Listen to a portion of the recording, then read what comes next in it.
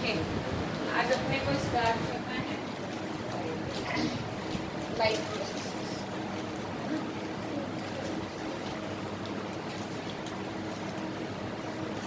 So what are life processes? Basic functions performed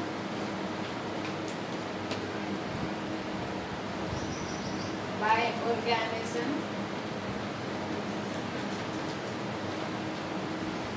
for maintaining their life.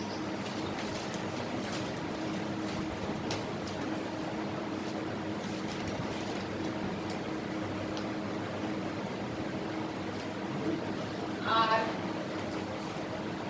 life processes. जो भी जरूरी काम है,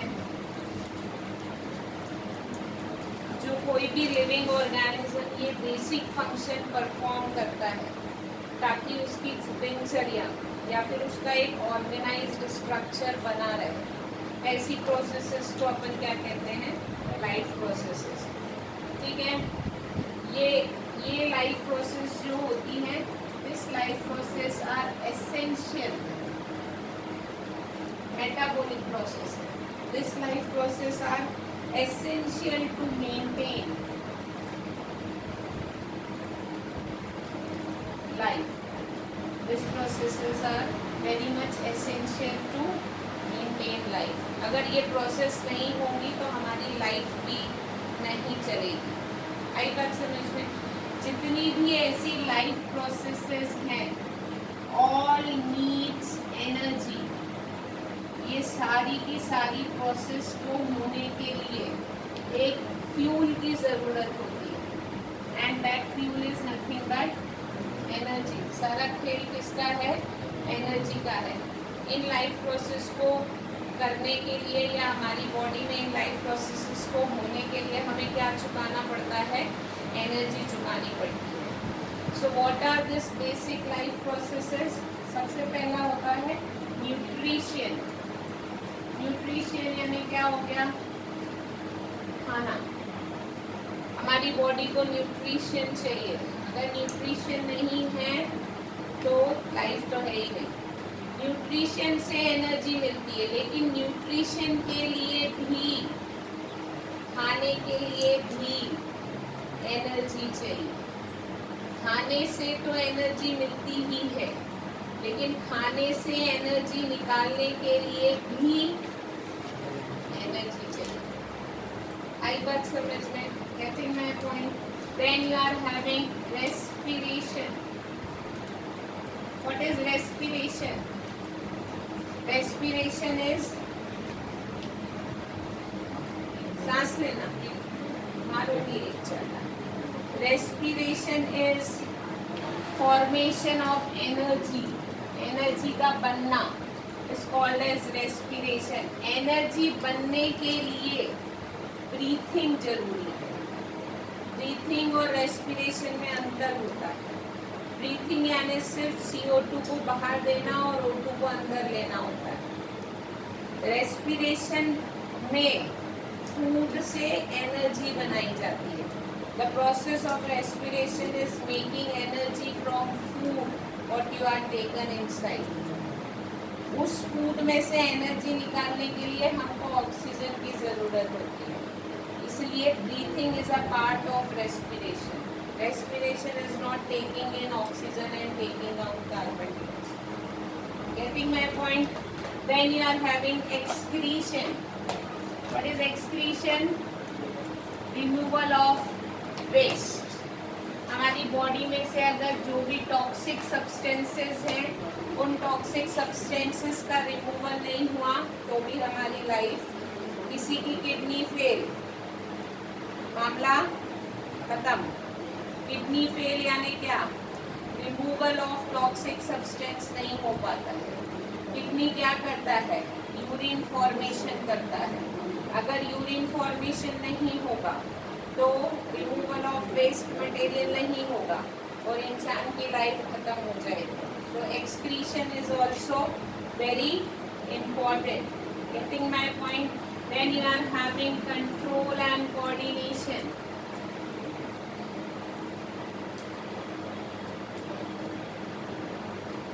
what is control and coordination? Control and coordination मतलब एक बार में मेरे को बोलना भी है, मेरे को तुम्हारी तरफ देखना भी है, मेरे को बुक में पढ़ना भी है, मेरे दिमाग में बहुत सारी बातें भी चल रही है, मुझे पेन भी चलाना है. Your body is full control and coordinated. Your every task has to be control and coordinated. This control and coordination is very much essential for having an organized life. लेकिन कंट्रोल एंड कोऑर्डिनेशन से मर जाते हैं ऐसा नहीं. आपका brain सही time पे काम करना चाहिए. जैसे आपके पीछे कुत्ता भागा, देन आपकी आंखों ने देखा कुत्ता आ रहा है, फिर वो डॉग को देख के आंख में ब्रेन में मैसेज भेजा. ब्रेन को पता है ये डॉग है और ये काट सकता है. ब्रेन ने कहा भागो, तो ब्रेन ने जब कहा भागो तो लेग्स की मसल्स ने कॉन्ट्रैक्शन किया, जिसके कारण हमारी बॉडी भागी. तो your body should be control and coordinated. अगर नहीं भागोगे, कोई पागल आदमी है, उसका कंट्रोल एंड कोऑर्डिनेटेड नहीं है सिस्टम, उसका ब्रेन में प्रॉब्लम है, तो क्या होगा? कुत्ता काट लेगा. So your body should be control and coordinated. Next is growth. Body की ग्रोथ होना भी, एनी इंट्रिंसिक ग्रोथ हो चाहे एक्सट्रिंसिक ग्रोथ हो, change in shape, your cells बढ़ना, आपके ब्रेन का ग्रो करना.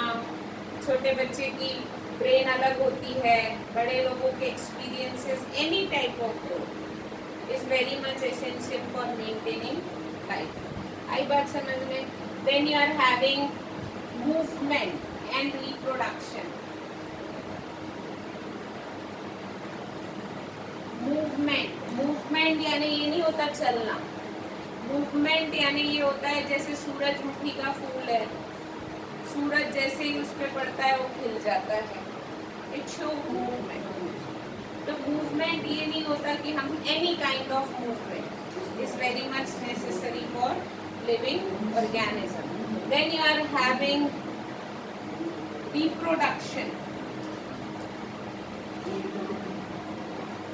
रिप्रोडक्शन मतलब नई जनरेशन का बनना फ्रॉम द ओल्ड जनरेशन. हम आए, हमारे पेरेंट्स से नई जनरेशन आती है. अगर रिप्रोडक्शन नहीं होगा तो ह्यूमन बीइंग की लाइफ एंड जनरेशन, ये स्पीशीज खत्म हो जाएगी. इसलिए रिप्रोडक्शन भी बहुत ज़्यादा ज़रूरी है for maintaining the life processes. ये हमारी लाइफ की कुछ बेसिक प्रोसेस है. अगर ये सारी प्रोसेसेस नहीं होती हैं तो लाइफ नहीं अच्छे से चल पाती. They are called as life process. अब हमको पूरी बायो में इन लाइफ प्रोसेस को एक एक डिटेल में पढ़ना है. आगे बात समझ, ठीक है? Okay, this is the basic कि अभी हम क्या पढ़ने वाले हैं. अब next is what are the characteristics of living organism?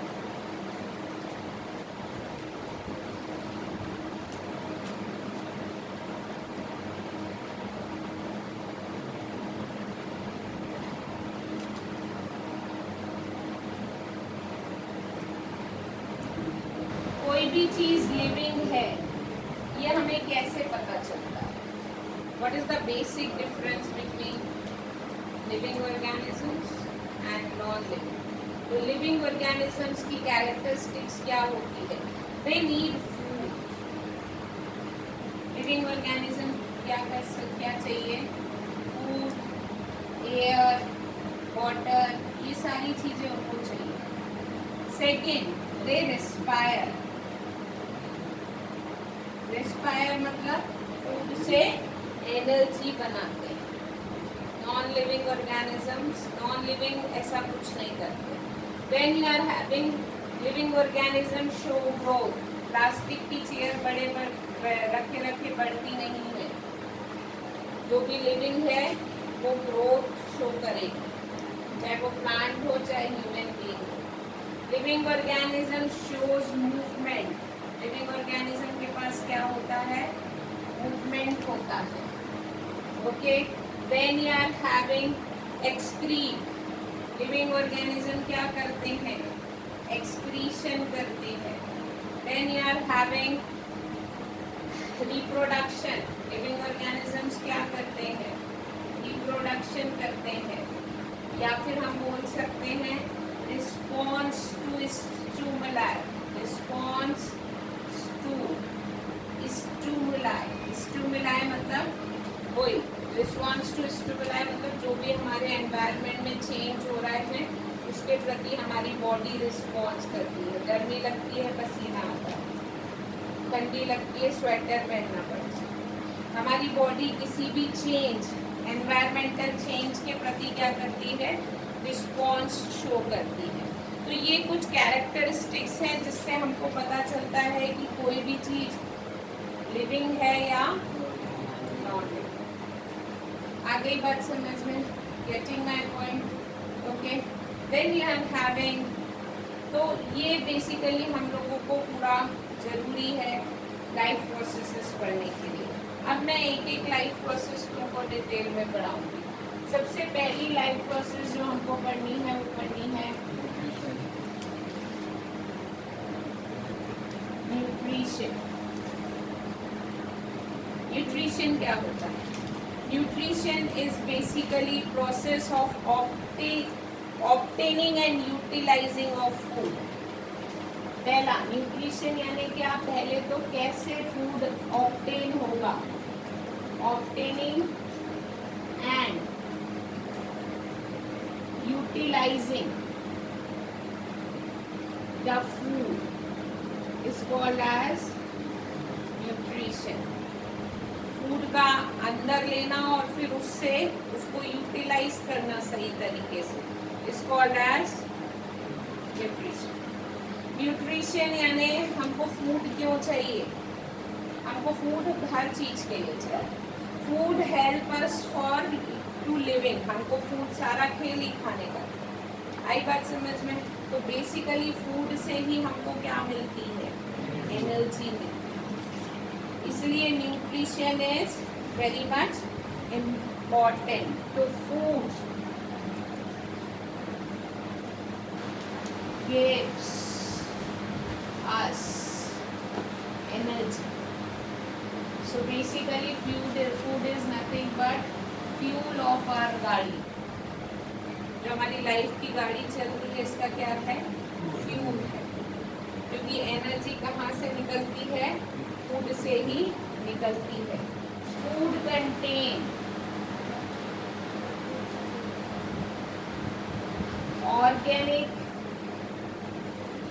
and inorganic substance। Organic and inorganic substances मतलब क्या होता है? ऑर्गेनिक सब्सटेंसेस मतलब विच फुली डिकम्पोज्ड, जो नेचर में डिकम्पोज हो जाते हैं। जैसे हमारी body is made up of organic में मैटर। हम जलते हैं, कुछ नहीं बचता, आँख बचती है। आई बात समझ में? तो बेसिकली ऑर्गेनिक सब्सटेंस और इनऑर्गेनिक सब्सटेंस से मिलके क्या बनता है, फूड बनता है। आ गई बात समझ में? अब उन्होंने बोला है तो न्यूट्रिएंट्स, ये प्रोसेस है nutrition. Nutrition is a process of obtaining and utilising food. Nutrients, nutrients क्या होते हैं? जो ये ऑर्गेनिक और इनऑर्गेनिक सब्सटेंस होते हैं विच प्रोवाइड्स एनर्जी और material for growth are called as nutrients. हम बोलते हैं ना न्यूट्रिएंट्स खाओ, nutrients, protein, vitamins, minerals, basically they are nutrients. क्यों? क्योंकि इन न्यूट्रिएंट्स को खाने से हमको क्या मिलती है, एनर्जी मिलती है। आई बात समझ में? Getting my point? तो नेक्स्ट आता है कितने तरीके के मोड्स ऑफ न्यूट्रिशन। न्यूट्रिशन कितने तरीके से मिल सकता है? पहला होता है first is what, autotrophic nutrition.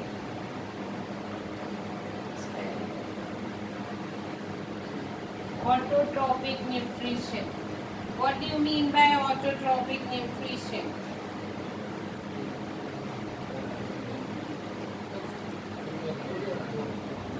क्या? जो organisms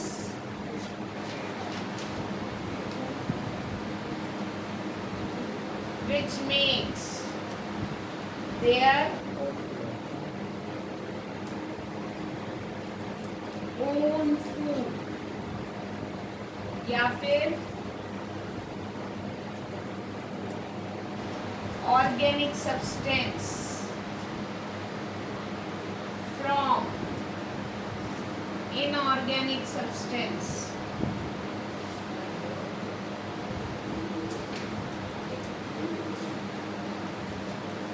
Are comes under autotrophic nutrition. ऐसा मोड ऑफ न्यूट्रिशन जिसमें अपना खाना स्वयं बनाना from the inorganic substance to organic substance. आई बात समझ में? ये ऐसा अपन बोलते हैं, ऐसे को अपन बोलते हैं ऑटोट्रॉपिक न्यूट्रिशन. आई बात समझ में? Getting my point? तो बेसिकली तो बोलोगे मैडम खाना तो हम भी अपना खुद बनाते हैं. बेसिकली जो खाना हम बनाते हैं ना वो ऑर्गेनिक सब्सटेंस को लाके पकाते हैं, बनाते नहीं. बनाना यानी होता है जो आपके आसपास इनऑर्गेनिक सब्सटेंस रखे हुए हैं उनसे ऑर्गेनिक सब्सटेंस को बनाना, तो वो हम नहीं करते. What are the who are the example of autotrophic nutrition? Not all plants, but maximum green plants makes their own food, and they are called as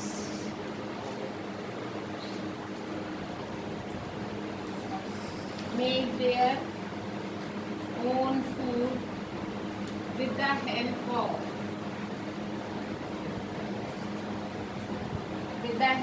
of light, and are called autotrophs. क्या कहलाते हैं? अपना खाना खुद बनाते हैं किसकी मदद से? लाइट की मदद से. इसलिए उनको क्या कहा जाता है? आई बात समझ में? जिस प्रोसेस के थ्रू ये ऐसा कर पाते हैं उस प्रोसेस को अपन क्या कहते हैं? क्या बोलते हैं? Photosynthesis. By the help of photosynthesis, plants are able to make their own food. आ गई बात समझ में? ठीक है. तो बेसिकली plants को what are the raw material required when the दूसरा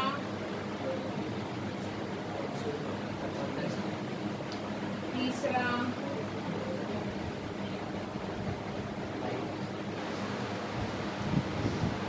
by the help of this three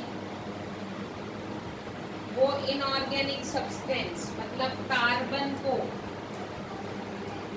convert करता है इनटू ऑर्गेनिक सब्सटेंस. मतलब इस इनऑर्गेनिक मॉलिक्यूल को कन्वर्ट करता है ऑर्गेनिक मॉलिक्यूल में, दैट इज C6H12O6 जिसको अपन कहते हैं glucose, and it is a form of sugar, and it is the source of energy.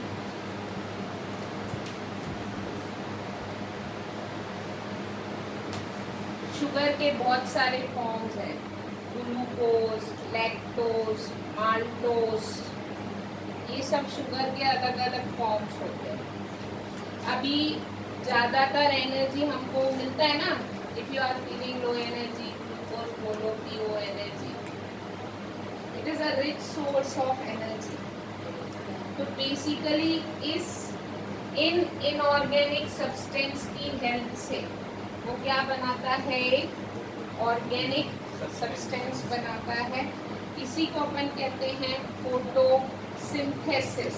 Photosynthesis मतलब putting together with the help of light.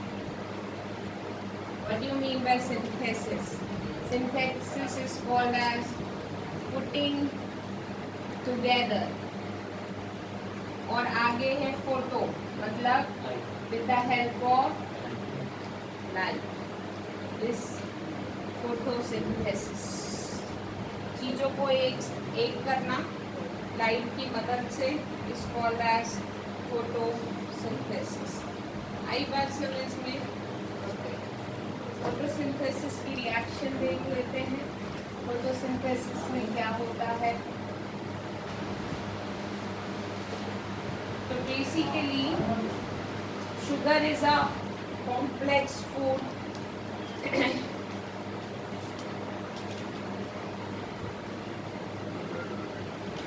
complex food that is sugar with the help of inorganic raw material.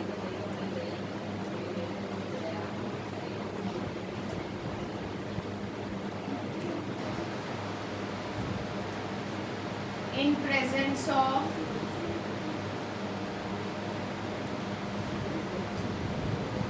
sunlight and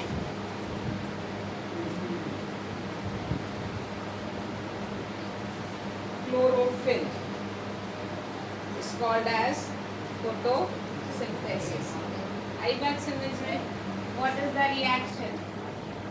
CO2 plus H2O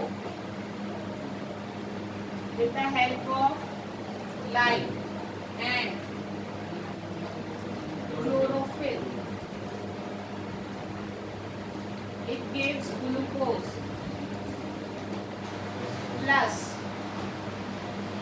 H2O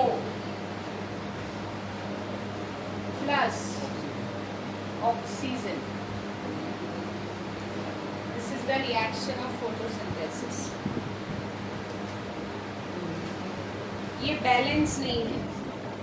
balancing chemistry के first chapter में पढ़ोगे। अभी मैं यहाँ बता देती हूँ, सिर्फ लिखना। ये आएगी 6CO2 plus 12H2O is equals to 6H2O plus 6O2। ये बैलेंस करना हम केमिस्ट्री के फर्स्ट चैप्टर में पढ़ेंगे, ठीक है? तो दिस इज द रिएक्शन। हमको क्या क्या रॉ मटेरियल चाहिए? अब CO2 और H2O। बेसिकली व्हाट हैपन, होता क्या है, what is the process of photosynthesis? पहला, लाइट ट्रैप होती है, लाइट ट्रैप्स होती है बाय क्लोरोफिल। हर ग्रीन प्लांट के अंदर एक ग्रीन कलर का pigment, chlorophyll is what? A green pigment. जैसे हमारे हीमोग्लोबिन के पास आरबीसी है, रेड पिगमेंट, ब्लड सेल, उसी तरीके से chlorophyll is a green pigment present in the leaves और स्टेम ऑफ द प्लांट। इसलिए वो ग्रीन दिखते हैं क्योंकि उनके पास क्लोरोफिल होता है। ये क्लोरोफिल क्या करता है? सन से आने वाली लाइट को ट्रैप कर लेता है, पकड़ लेता है। फिर क्या होता है? उस लाइट एनर्जी को कन्वर्ट किया जाता है किसमें? केमिकल एनर्जी में। किसमें कन्वर्ट किया जाता है? light energy is converted into chemical energy इस केमिकल एनर्जी को लेके, जो लाइट एनर्जी से बनी है, उस केमिकल एनर्जी को लेके वाटर मॉलिक्यूल टूटता है। किस किस में? हाइड्रोजन और ऑक्सीजन में। तो बाय दिस केमिकल एनर्जी, जो पानी पौधों ने जमीन से लिया था, उस पानी को वो ब्रेक करता है दो अलग अलग चीजों में। किस किस में? हाइड्रोजन में और splitting by this chemical energy. This water molecules get split into, इसको बोलते हैं फोटोलाइसिस ऑफ वाटर। इस प्रोसेस को क्या कहते हैं? फोटोलाइसिस ऑफ वाटर का क्या हो गया है? फोटोलाइसिस हो गया है। लाइट ने उसको तोड़ दिया है। Photolysis of water. आई बात समझ में? Getting my point. फिर क्या होता है? फिर यहाँ पे एक चीज और है हमारे पास। क्या है? CO2। इसी केमिकल एनर्जी को लेके, जो लाइट से बनी है, उस केमिकल एनर्जी को लेके CO2 रिड्यूस होती है। CO2 gate reduced. CO2 का फॉर्म चेंज हो जाता है टू कार्बोहाइड्रेट्स। किसमें बदल जाती है ये? कार्बोहाइड्रेट्स में चेंज होती है। कार्बोहाइड्रेट्स यानी nothing but compound of carbon and hydrogen, that is glucose is carbohydrates. Carbohydrates, carbon hydrogen compounds. आई बात समझ में? तो फोटोसिंथेसिस में इतना होता है। Okay, getting my point? तो तुमको पता है फोटोसिंथेसिस के लिए CO2 चाहिए, यस और नो? CO2 कहाँ से लेता है? प्लांट एटमॉस्फेयर से बनता है। हम तो क्या चाह रहे हैं यहाँ पे? सिर्फ ग्लूकोज बनाना। एक एक्स्ट्रा की चीज बन रही है, क्या? ऑक्सीजन। यस और नो? वो ऑक्सीजन उसको आगे काम तो आएगी, प्लांट को भी काम आती है ऑक्सीजन। कहाँ काम आती है? रेस्पिरेशन में। प्लांट भी इस ग्लूकोज से क्या बनाएंगे? एनर्जी। क्या बनाएंगे? एनर्जी बनाने के लिए उनको ऑक्सीजन चाहिएगा। पढ़ेंगे अपन आगे रेस्पिरेशन में। तो ग्लूकोज से एनर्जी बनाने के लिए ऑक्सीजन चाहिए। वो ऑक्सीजन यूटिलाइज करने के बाद भी उसके पास इतना ऑक्सीजन बचता है कि उसको अपने बॉडी से बाहर रिलीज करना पड़ता है। तभी तो प्लांट ऑक्सीजन छोड़ते हैं, क्योंकि उनके पास बन रहा है oxygen with the process of photosynthesis. तो CO2 का अंदर लेना और ऑक्सीजन का बाहर जाना प्लांट में से by the process of diffusion. किस प्रोसेस के through? What do you mean bye diffusion? पहली बार तो नहीं सुना। हायर कंसंट्रेशन से लोअर कंसंट्रेशन में फ्लो होना इज कॉल्ड एज डिफ्यूजन। तो बाहर, पौधों के बाहर CO2 का कंसंट्रेशन ज्यादा है एटमॉस्फेयर में, इसलिए CO2 को जहाँ जगह मिलती है घुस जाती है। उसी तरीके से प्लांट के अंदर ऑक्सीजन का कंसंट्रेशन बहुत ज्यादा है, तो वो प्लांट से बाहर आना चाहिए। ये जो प्लांट के जिस पार्ट से होता है उसको अपन कहते हैं स्टोमेटा। क्या बोलते हैं? Stomata.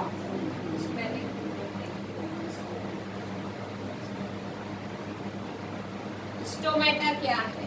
Stomata are the pores, छेद होते हैं छोटे छोटे, जनरली जो पत्ती का नीचे वाला हिस्सा होता है, एक तो शाइनी वैक्सी सरफेस होती है और एक नीचे वाली सरफेस होती है। तो जो नीचे वाली सरफेस होती है ना, उसमें ये छोटे छोटे पोर्स होते हैं। आई बात समझ? इन स्टोमेटा के थ्रू क्या होता है? Gaseous exchange. गैस का क्या होता है? एक्सचेंज होता है। आ गई बात समझ में? ये जो स्टोमेटा है, इनको कौन ऑपरेट करता है? They are operated by guard cells. पढ़ चुके हो क्या ये? डायग्राम मतलब ऐसे पोर्स के आजू बाजू गार्ड सेल्स होते हैं। उनमें क्या रहता है? उनमें क्लोरोप्लास्ट रहता है। तो जब ये गार्ड सेल्स ढीले रहते हैं, मतलब इनके अंदर प्रेशर कम रहता है, तो ये बंद रहते हैं। कैसे रहते हैं? Closed. And when the water pressure, या फिर जिसको अपन कहते हैं टर्गर प्रेशर, क्या कहते हैं? टर्गर प्रेशर मतलब H2O से रिलेटेड। जब इन गार्ड सेल में टर्गर प्रेशर बढ़ जाता है, तो ये जो क्लोरोप्लास्ट के सेल्स होते हैं वो फूल जाते हैं, टाइट हो जाता है। अभी बलून ढीला पड़ा है, हवा भर दोगे शेप में आ जाएगा। तो उस तरीके से ये गार्ड सेल एक शेप ले लेते हैं और ये जो पोर है वो क्या हो जाता है? खुल जाता है। और जब ये पोर खुल जाता है तो इस पोर के थ्रू CO2 अंदर नहीं, हाँ CO2 अंदर और O2। तो बेसिकली क्वेश्चन आता है, draw the diagram and explain the function of stomata। तो आपको डायग्राम बनाना पड़ता है ओपन एंड क्लोज्ड स्टोमेटा का। फिर बायो को हमेशा पूरा पॉइंट्स में लिखना चाहिए। तो बायो में ना समझने से ज्यादा जरूरी होता है लर्न करना, क्योंकि मैंने बोला है it is just a basic idea. उसको कैसे पेन पेपर पे उतारना है वो जब तुम चीजों को पॉइंट वाइज लर्न करोगे with some book, with some scientific language, तभी तुमको पूरे में से पूरे नंबर मिलेंगे। वरना यहाँ कहानी सुन के अपने मन से लिख देने से नंबर नहीं आएंगे। मैं खुद भी नहीं हूँ। मैंने सिर्फ एक हड्डी का ढांचा बनाया है, न्यूट्रिशन क्या होता है, ऑटोट्रॉफ क्या होता है, उसको फिनिशिंग देना तुम्हारे हाथ में है। तुमको पूरा लर्न करना पड़ेगा पॉइंट टू पॉइंट। हो सकता है एक दो चीजें नई भी पता चलेंगी when you study with some reference books. तो तुमको बायो के नोट्स और बायो का किसी अच्छी जगह से पढ़ना और लर्न करना, नॉट ओनली पढ़ना। तुम लोग आजकल सिर्फ पढ़ते ही हो, लर्न नहीं करते। तो लर्न करना इज वेरी मच एसेंशियल। तो